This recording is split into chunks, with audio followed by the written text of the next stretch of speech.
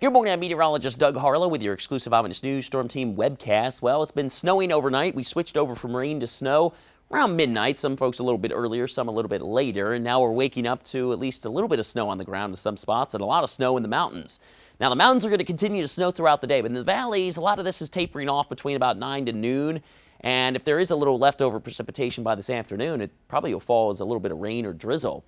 At least in the valleys, we'll get up to a high near 40 degrees. But at least for this morning, it's slick out there. Some slush. Temperatures have been right around 30, 31 degrees. You can see the snow coverage across the area. As we fast forward, though, toward noon, watch how this really dries out from the north.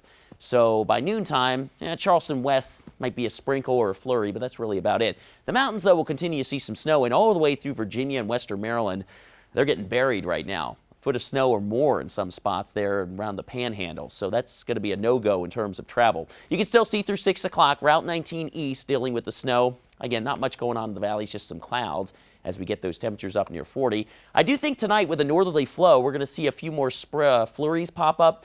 And overnight tonight actually might be some freezing drizzle. So with temperatures falling below freezing, wouldn't let your guard down. Tomorrow morning may have some slick spots around it, even in the valleys. Total accumulations for this event, and again, most of this is probably already fallen, at least there in the valleys. An inch, maybe 2.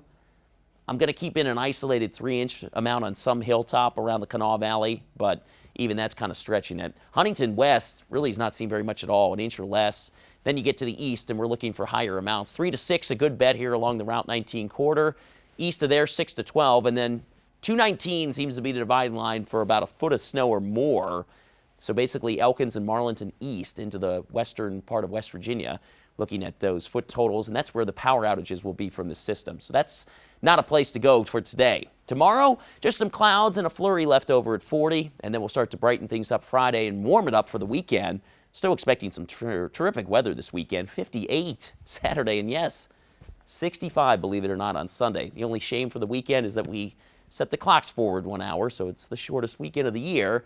We'll start next week with some rain and thunder at 60 degrees. That's your exclusive Eyewitness News Storm Team webcast. Thanks for watching. Meteorologist Brandon Stover returns at midday with another update.